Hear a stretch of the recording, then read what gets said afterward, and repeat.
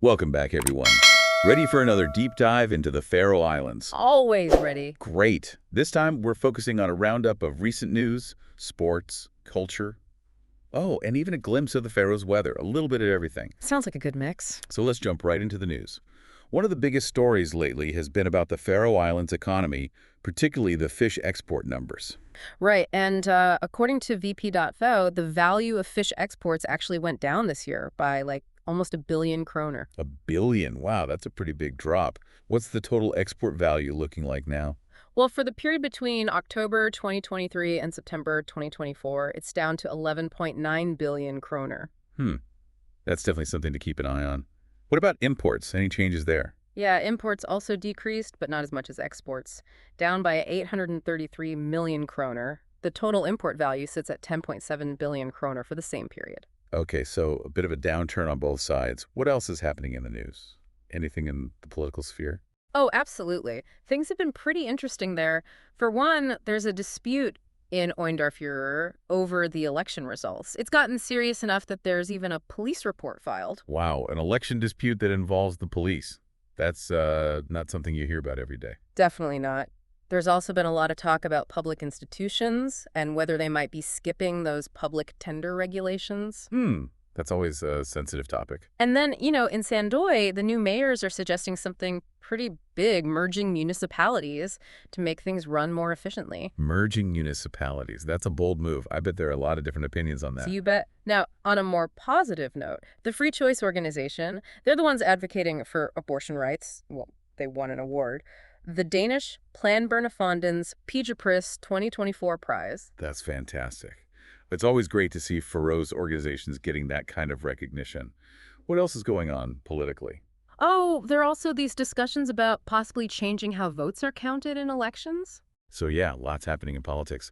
What about infrastructure? Any major projects or developments going on? Yeah, a few things. The Frelsinem building is being renovated, and even the Minister of Transport is involved in the project. Okay, so a pretty important project then. Anything else? Well, this one really caught my attention. There's a proposal to build an underwater metro system to connect those outer islands. Wait, an underwater metro? Seriously? How would that even work? It's presented as a green initiative, good for tourism and development. It's supposed to be this unique, sustainable way to travel between the islands. It definitely sounds ambitious. I mean, gliding under the waves to get to another island, that's pretty cool. But is it realistic? It's just a proposal at this point, so who knows? On a more down-to-earth note, there's news about the swimming pool in Gundadali, new prices and opening hours, and stuff about their new wellness area. Sounds relaxing. So Yeah. from underwater metros to spa days, something for everyone. What else has been happening? Well, there have been a couple of incidents. The police are looking into a possible arson case at a building everyone calls Peshusier, and they think an adult was involved, which is pretty worrying. Arson is no joke. Hopefully they can find whoever's responsible. And then there was an incident with a SACE flight. It was going from Arlanda to Miami, but hit really bad turbulence over South Greenland. They had to turn back and ended up in Copenhagen. Oh, wow, that must have been scary for everyone on board. Turbulence is never fun, especially when it forces a flight to turn around. Now, for some good news, there's been a 1.6% increase in the number of people employed in the Faroes.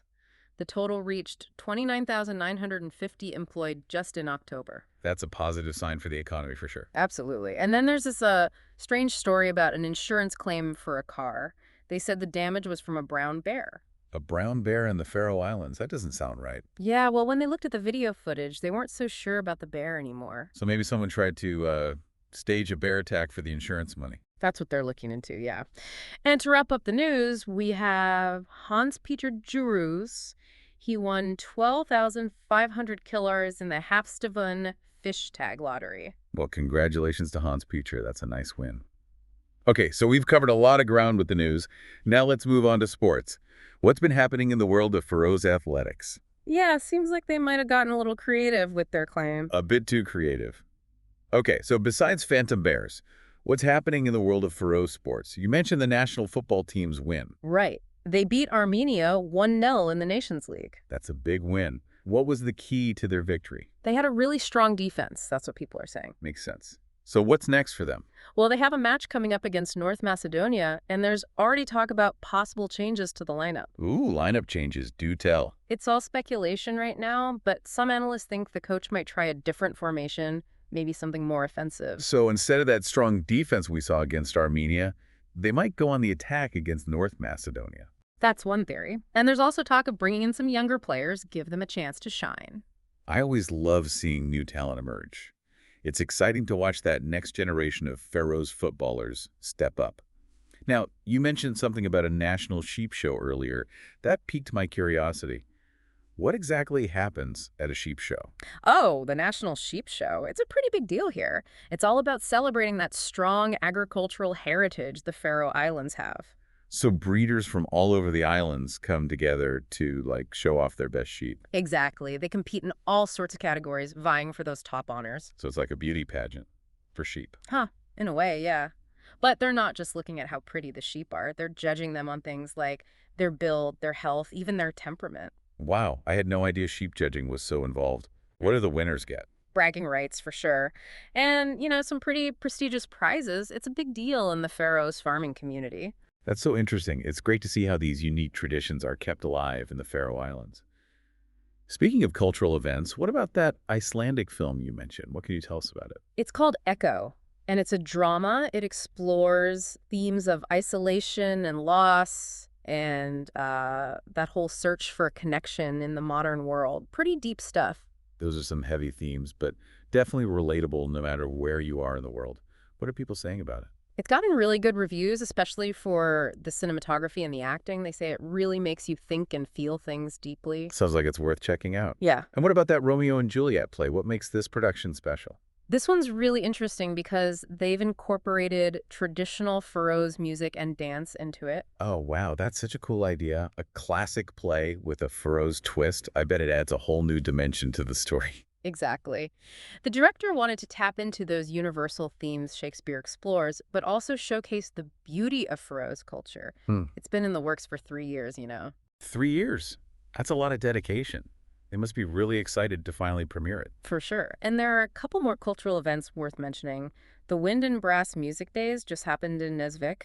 About 100 students from all over the country got together for it. That's awesome. What a great opportunity for those young musicians. Absolutely. And then there were these celebrations for the 90th anniversary of the Carmel Mission House in Ayi. So much happening culturally. Okay, before we wrap up, let's check back in on the weather. You mentioned strong winds. How bad are they supposed to get? The forecast says gale force winds, so it could get pretty rough, especially out on the water. That's definitely something to keep in mind if you're planning to travel by ferry. Definitely. They're advising everyone to check the ferry and flight schedules just in case. You never know with Faroe's weather. That's for sure.